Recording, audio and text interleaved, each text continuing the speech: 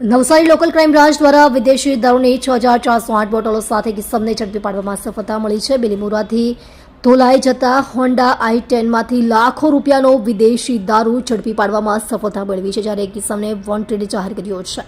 નવસારી જિલ્લામાં પ્રોહિબિશનના ગુનાના કડક અમલના ભાગરૂપે દારૂની હેરાફેરીનો મોટો પર્દાફાશ કર્યો છે. બિલીમોરાથી ધોલાઈ જતા બોસ્ટલ હોટલ જતા હાઈવે પર કોચવી ગામની સીમમાં આવેલ ગુજરાતી સ્કૂલની સામે નાકાબંધી ગોઠવી દારૂની હેરાફેરી કરતા મોટા વિદેશી દારૂનો જથ્થો ઝડપી પાડ્યો છે. હ્યુન્ડાઈ i10માંથી ભારતીય બનાવટનો વિદેશી દારૂ 6,408 વિસ્કી, વોડકા, ટીન, બિયર સાથે નંદુભાઈ હળપતને ઝડપી પાડી કસ્ટડીમાં લેવામાં આવ્યો હતો. મુખ્ય આરોપીને વોન્ટેડ જાહેર કરવામાં આવ્યો છે. તે દરમિયાન 2,77,000 અને હ્યુન્ડાઈ i10 મળે 9,78,700 રૂપિયાનો મુદ્દામાલ ઝડપી પાડવામાં આવ્યો છે.